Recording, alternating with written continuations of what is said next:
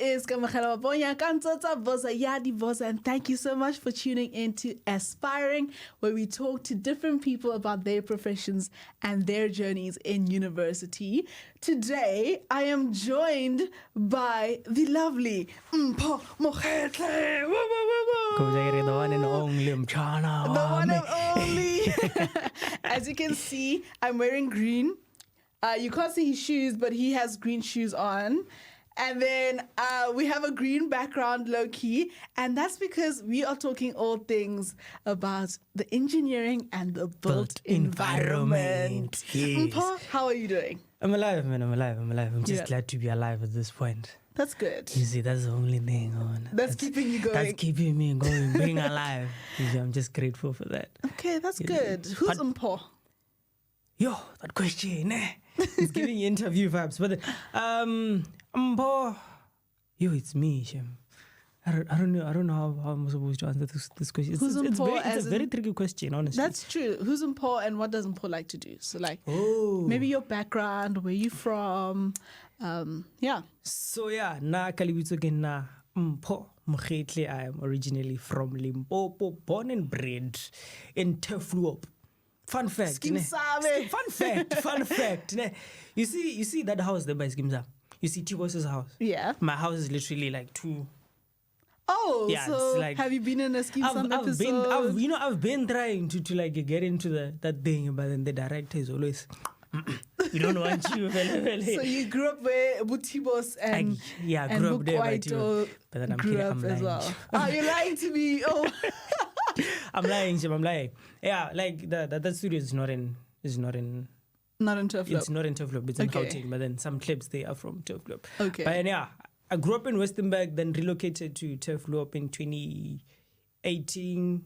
Then did my grade 10 and to 12 in Turfloop. Then yeah, life threw me here, I guess. Okay, so we're going to start off with some quick fire questions, right? Just to get to know you, the fun side of you. Nothing too serious yet before we get into the real conversation. So, what was the last song you listened to? It was Shebe Shit. Really? Yes. You like Shebe? To a certain extent, yes. Love is a big word. I like him. I like his music. I like his music. So you're listening to Shebe on your way here, I'm guessing.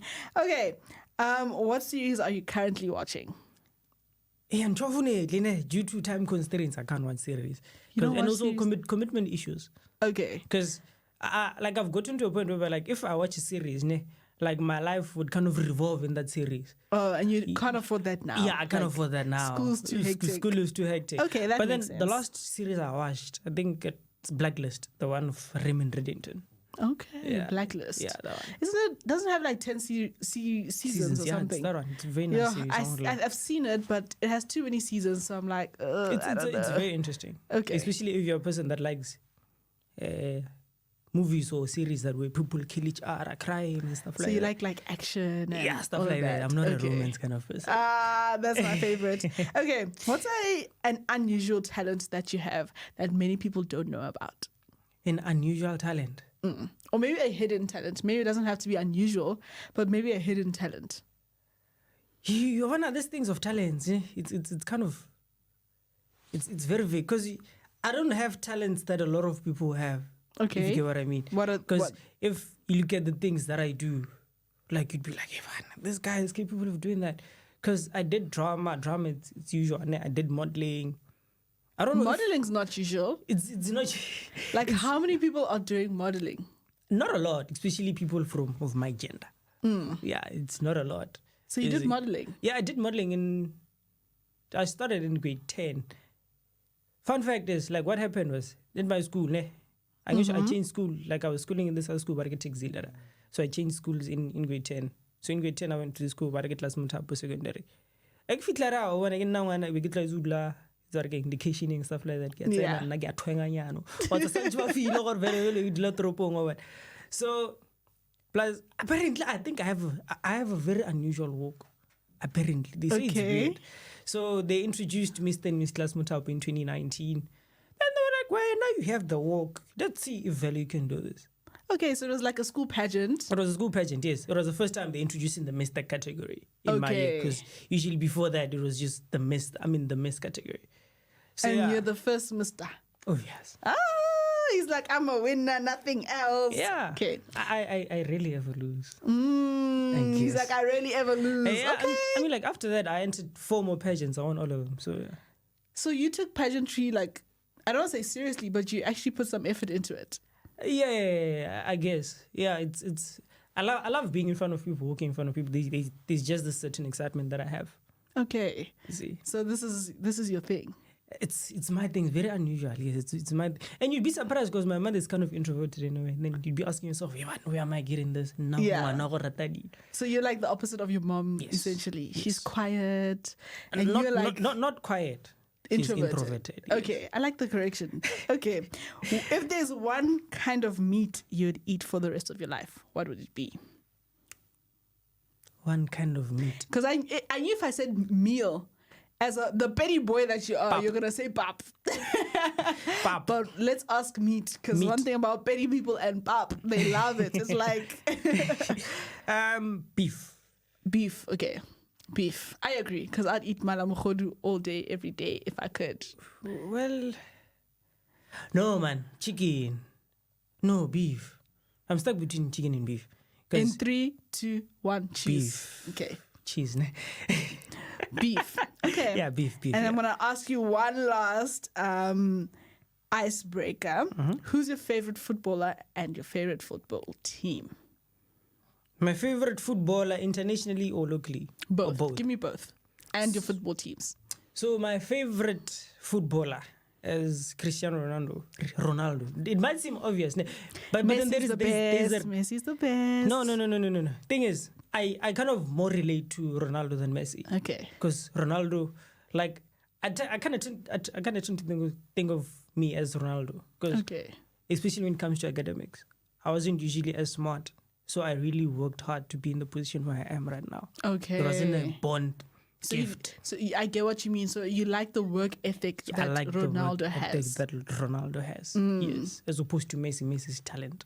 He's talented and he works hard. Yes. Okay. But then there's a difference. Talented, work hard, you be successful. Not talented, but then working hard, you can also be successful. I believe in the working hard because I relate more to that. Okay. Yeah. That makes sense. And then your favorite football team overseas? Favorite football team. Obviously, internationally, I don't really watch a lot of football teams. I mean, international football rather. But then, Man City, I guess. Man City. I guess. You didn't say anything about locals. I want to hear mine. Local is like here. Okay, sure. My favorite footballer currently now, it's this Orlando Pirates star called Relebohile Mofokeng. Yes, I saw his interview on SuperSport. He's the President Yama 2000. President Yama 2000. And the worst part, that man again Really? 2004. So, he's even younger than Bruh, me. imagine.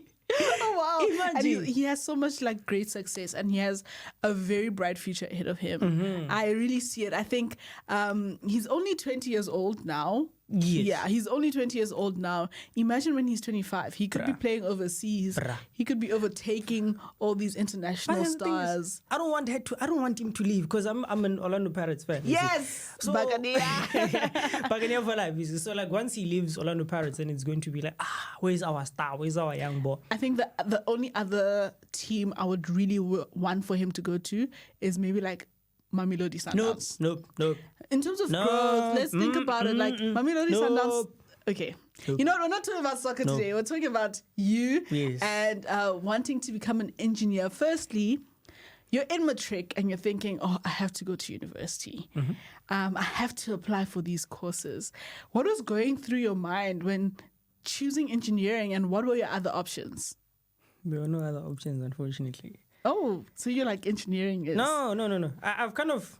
Thing is, Angisho, being from like a local school, like a very... It's urban, rural school, like semi-rural. You don't get exposed to a lot of opportunities. You don't get exposed to like a lot of different career paths. Yeah. You see. So like it was only fixed on the thing of like, it's either you do medicine, computer science, because UL is there. Like I only knew computer science. Engineering, did I mention engineering? Yeah. Engineering, law and stuff like that. So I looked at, I did a very good introspection during COVID. Easy. I realized, okay, sharp, I love numbers. Nah. So if I love numbers, I don't like reading. Because you'd find me, I can read a whole page or something, but then I can only understand the first 2 lines. So in order for me to kind of actually grasp the whole concept, I have to read multiple times. Yeah. So I couldn't actually venture into something that's more theory-based. Yeah. So law was out.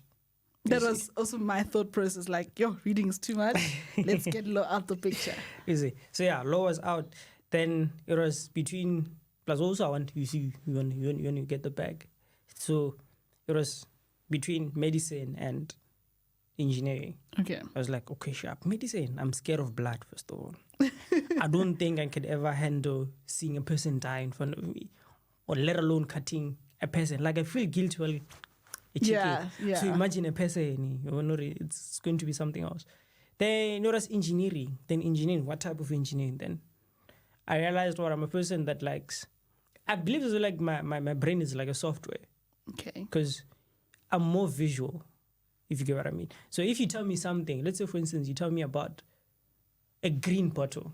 So my mind is going to create a 3D print, like it's going to create a 3D image of the 3D bottle. So I can visualize it from the top, bottom. I can, you see, my mind is built literally like SolidWorks. I don't know if you know SolidWorks. It's a computer-aided design. Okay. Yeah. So yeah, I saw, okay, sharp, I have a passion in designing and also inventing. Then I was like, okay, sharp, what can I do? And I also have a passion in robotics also. So it was either between mechanical and electrical or mechatronics. So a lot of people don't know the differences.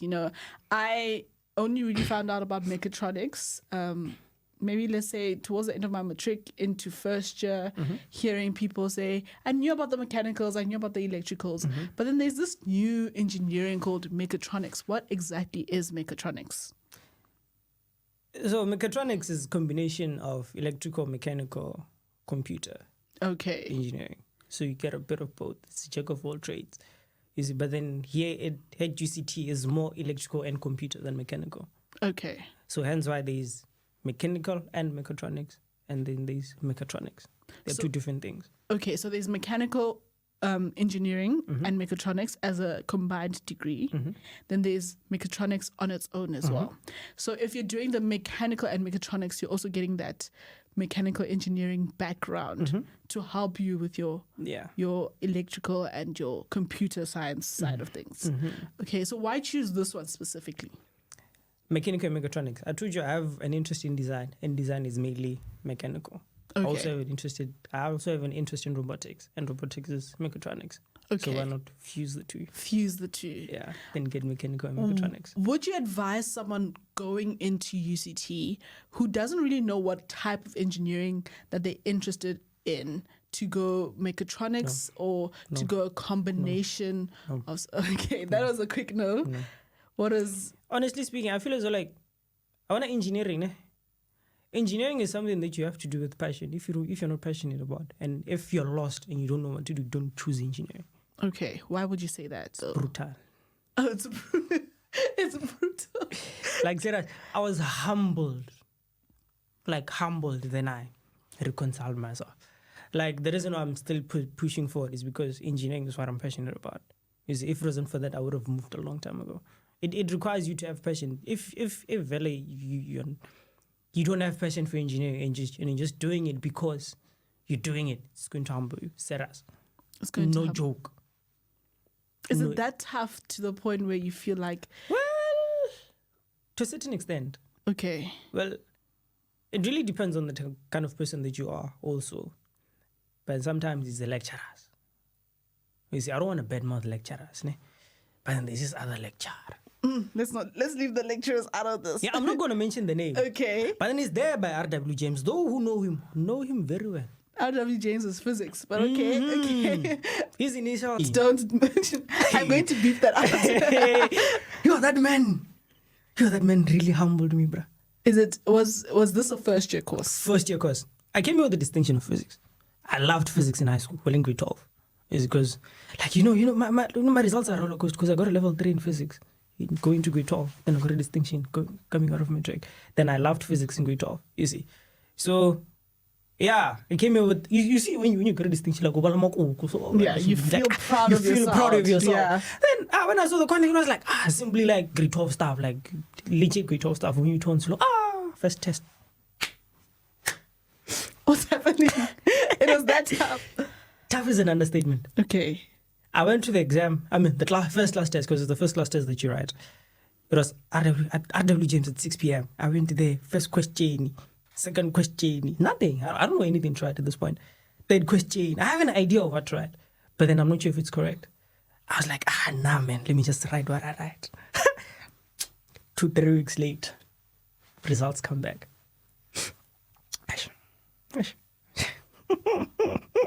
The results did not look good.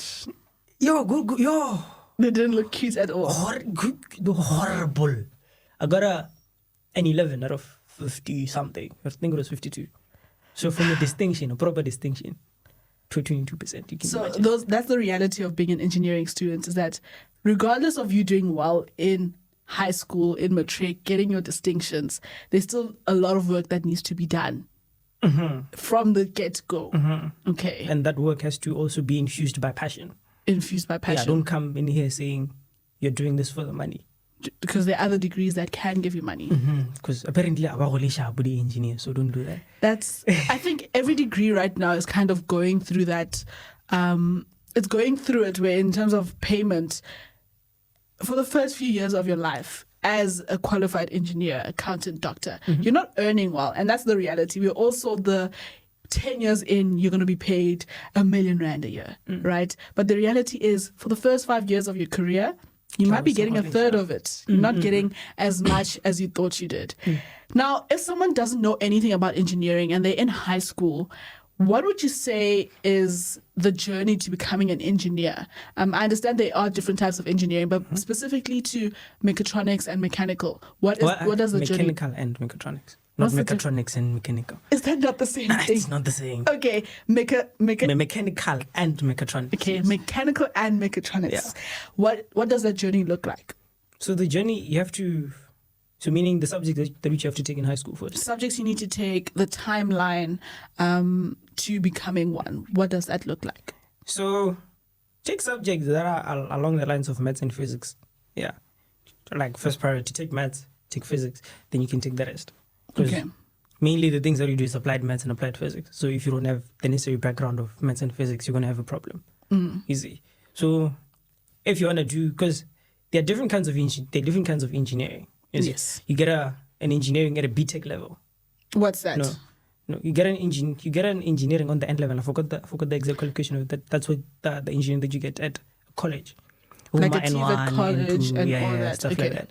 Then you go to that's a BTech. Yeah. Then you go to no. It's the N1. Isn't it? The N's. I forgot the name of it. Then you go to the BTech ones. You see, those ones are more technical. You become a technician, not necessarily an engineer.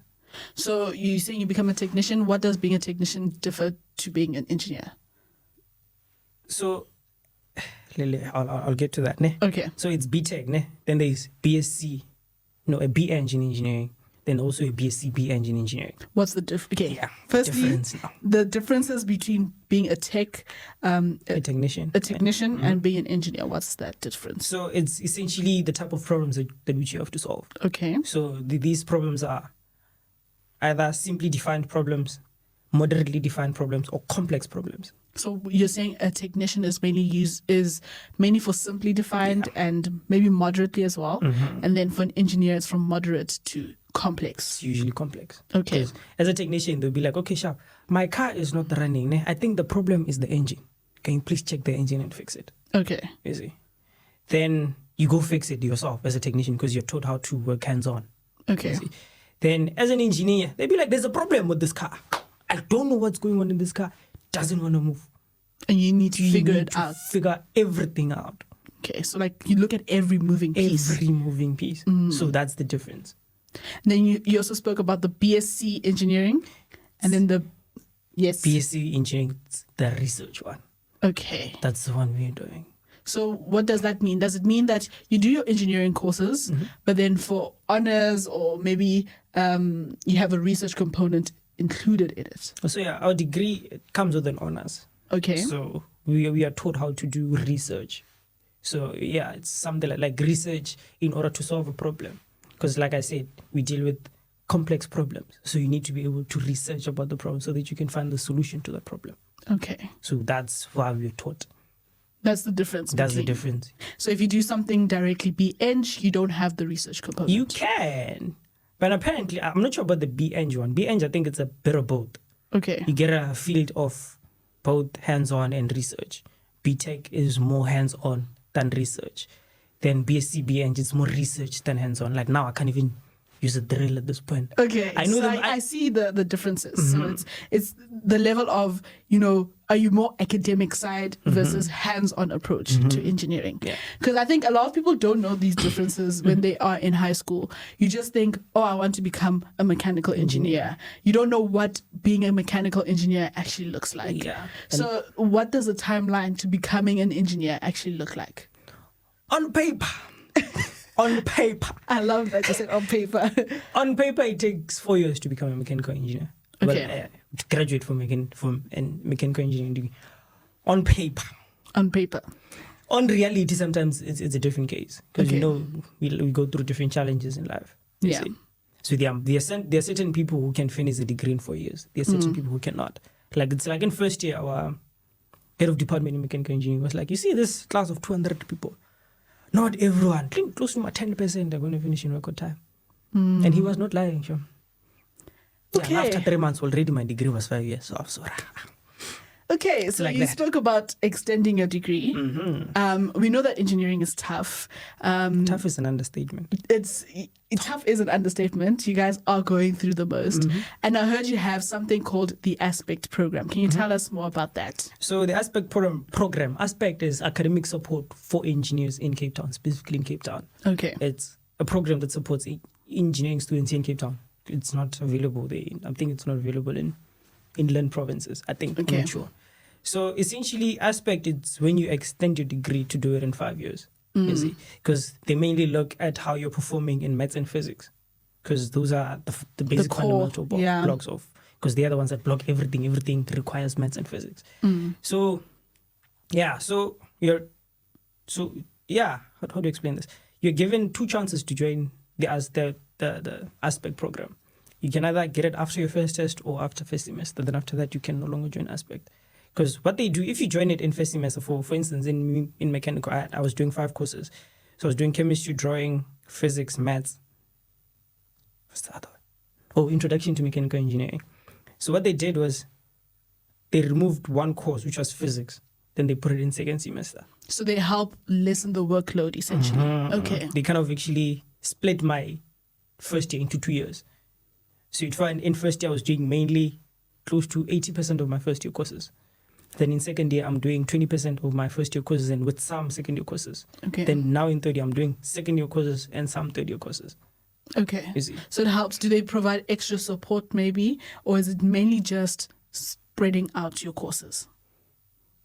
To a certain extent, they kind of do they do offer support, because you'd find that in physics, especially in physics, you'd find that you only go, like you attend 1 tutorial per week. Then you have lectures like from Monday to Friday.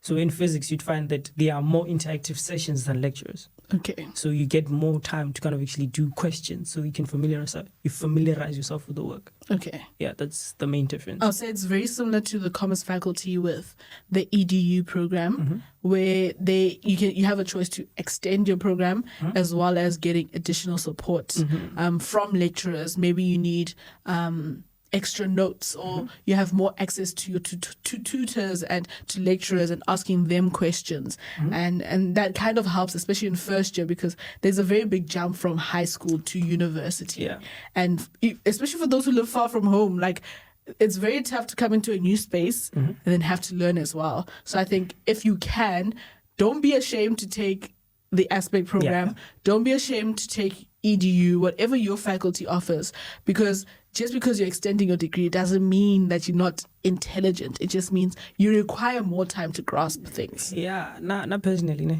I would advise someone to kind of actually extend, because there's always going to be that 1 course. Honestly speaking, there's always, if you're like a hard worker like me, someone who wasn't naturally born smart. You see, you might find stumbling blocks along the way. You see, then automatically once you find a stumbling block, automatically it adds 1 year to your degree, because it's one of those things. It's like the courses are prerequisites for another course. Yeah. You can't do another one without doing the other one. So essentially, you have to. Yeah. Okay. And plus, it also alleviates the pressure on you, so that you can live your life. You're in Cape Town, you also have to do other things. You can't do engineering all alone. All of that. That's true. Because you'd finish engineering, then what else are you offering? Degree alone. While someone is offering a degree in something else. Yeah. You see? Yeah, that's why. Is that why you have also placed yourselves to be part of faculty council, to be part of other activities and clubs and societies within the university? Well, I'm a person that likes doing like impulsive decisions, I guess. Okay. So I like trying out new things, because like every year I set myself a goal to do something that I've never done in high school, because high school I didn't have the privilege to kind of actually do that because of the resources there and the time also, and parents also, you know how parents are strict with you, limiting you to do things and stuff. So every year I have a goal. I have to do something new. Okay, that's so like good. In first year, I continued doing modeling. Yeah, because I left it for matric. Then I continued with it in first year. In second year, I did radio with you. I also did graphic designing also. Okay. Then in third year this year, I wanted to try something that's involved in leadership. So yeah, I joined the faculty council. What's the journey to becoming a faculty council member? Besides like the politics of it, or the journey to doing it, what I'm asking essentially is, what did you do to have to prepare yourself to be part of faculty council? It's a matter of preparing yourself mentally to kind of actually understand that you're going to be dealing with you're going to be having a lot on your plate. Okay. You see, because one of the requirements before you can actually submit your form is that you have to go speak with your academic advisor. So your academic advisor will then help you. Okay, Shab, you're in a leadership position. These are what might potentially happen. So you must structure out your things properly. Okay. You see, so because you're at the risk of getting academically knocked out. Excluded, yeah. Because it's very time consuming, especially if your council is working. You see, because we have weekly meetings at this stuff we have to do also. So yeah, so to become a faculty council member, just have to get 10 nominations. Go to your faculty or your student advisor, advise you. Then if you're keen on going, then yeah, you do that. Then you go through induction process where they tell you how the leadership structure, student governance structure is, how you escalate a matter, where does it have to go, where it doesn't have to go. It has to pass through this phase first before it can get to this one. What does being part of faculty council teach you as a person, regardless of how processes are done, but like how have you grown in this year? It teaches you resilience. It teaches you to appreciate. Honestly, it taught me to appreciate the little things that I have. Okay. And it also taught me time management also. I'm going to go back to this point, the appreciate the little things that you have. As part of the faculty council, you're not dealing with academics only, because after getting results in December, there's a period, there's a 2-week period called Readmissions Appeals Committee, where people who are academically excluded have to kind of write their appeal to kind of actually. And you guys have to help them. We have to help them. So you get to see what people are facing, you see. So I thought I was going through a lot until I helped people. Then I saw what I should kind of actually appreciate the little things that I have. It also teaches you resilience, so that you can be strong through handling people's problems, because they come to you with problems. To find that someone did not have a bursary, was not having something to eat. So it really messes you up mentally, knowing there's someone out there who's experiencing something like that. Yeah. It teaches you resilience, to appreciate the little things that you have. Time management also team coordination also, because you have to work with different portfolios. I mean, like you're in a team, especially me as the vice chairperson. Like my job, like on the, it's not specific. So my title, like what's that thing I forgot? My duties, on the handbook, just to assist the chairperson. So, which is broad. That can mean anything. It can mean anything. So in this case, my chairperson, Sabelo Mutlu, I appreciate that lady. She's working. So my portfolio is kind of versatile because I work with different portfolios. So it kind of teaches me to deal with people, handle staff, and also multitask. Okay. Yeah. So you being an engineer, aspiring engineer, it's exciting. It's something that you've always wanted. But I'm coming to a question. But I'm sure coming into first year, you didn't think that, I don't want to say failure could happen or at least a stumbling block could happen.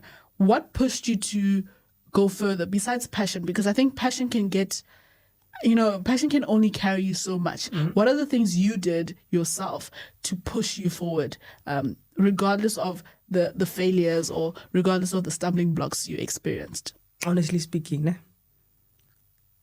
if it's not engineering, then it's what? In my case, because when I applied, I only applied for engineering only. In all the 2 universities I applied to, 3 universities. Applied for VETS, UCT, and it was first choice engineering, second choice engineering. At VETS, first choice engineering, second choice engineering, third choice engineering. So I didn't really have that much of a second option. Hence why, if I find a stumbling block, when I found stumbling blocks, I was like, what else can I do? There's nothing for me to do. This thing is for me. And also my family kind of actually motivates me in a way. Because one of the reasons why I wanted to do engineering is because of my brother. My brother is disabled. His right hand is not functioning properly.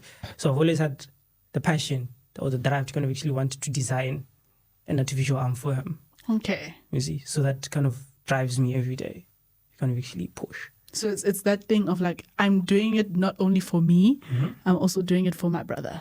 So there's a greater purpose towards it. Yes, little ma also. Can you be a petty boy if you don't think about Vuma? You want to make Vuma proud? I have to make Vuma proud. They have to come here, Sarah Badmana.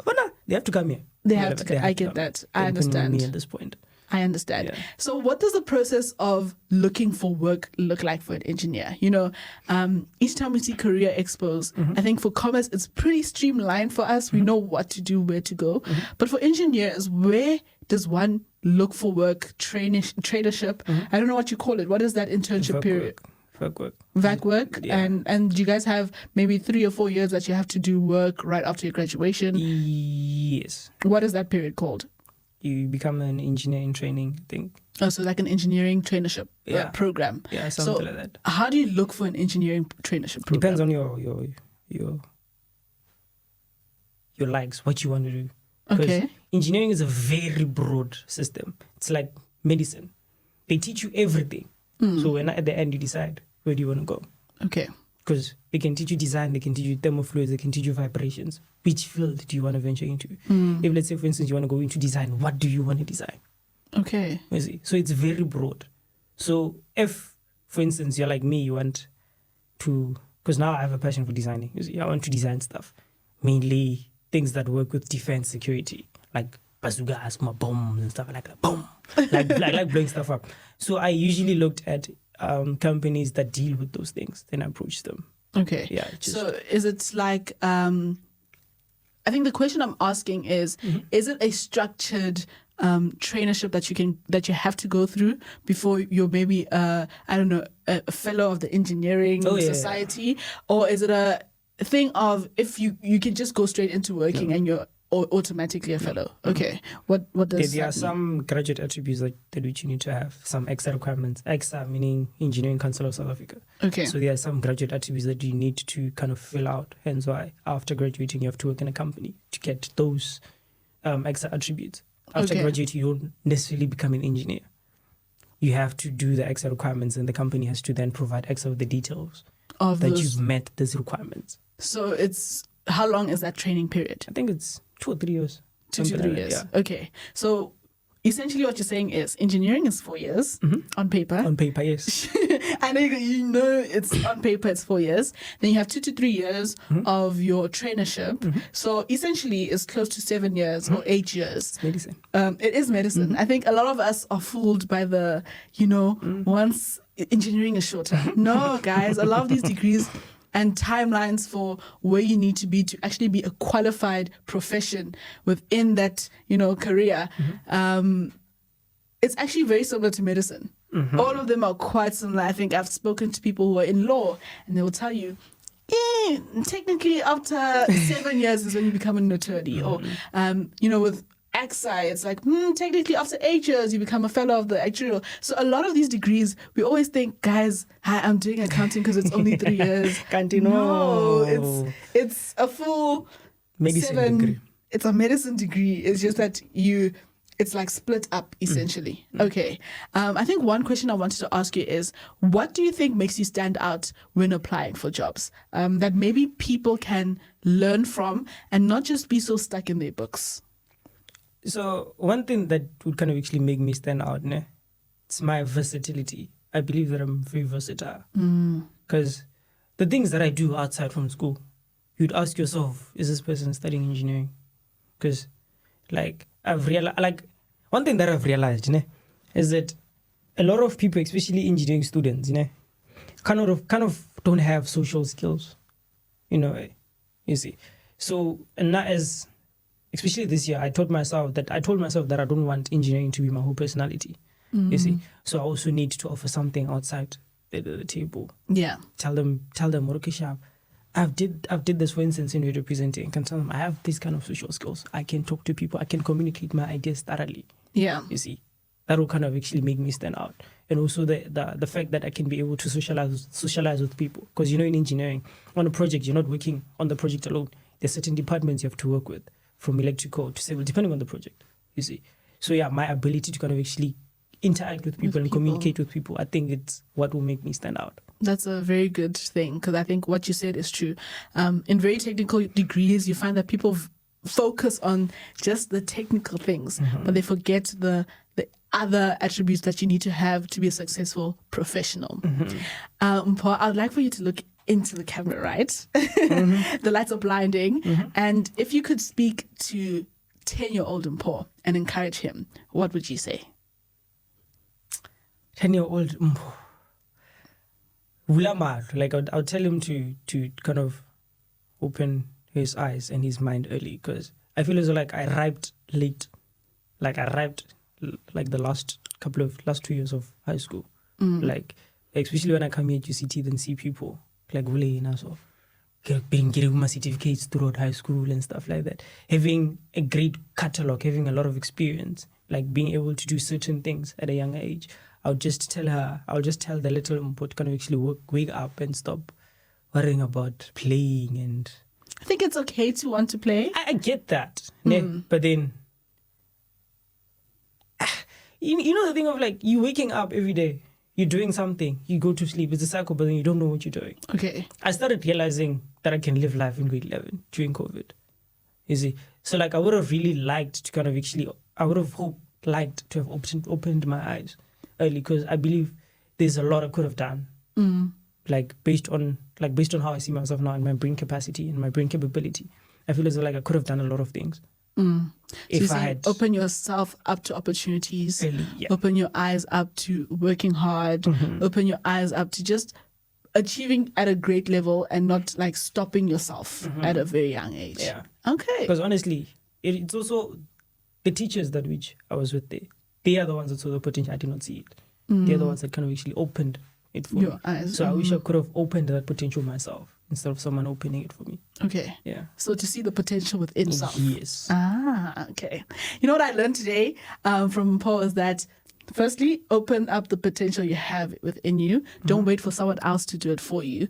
But if you do have other people who encourage you to be great, that's also great. Another thing I learned is that engineering is a very tough journey.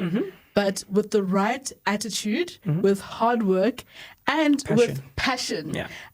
Passion is so important. We often neglect it when choosing career paths. We always think money, or success, or we always think about a label. But it's important to have a sense of passion for what you do, a sense of like drive to want to be great.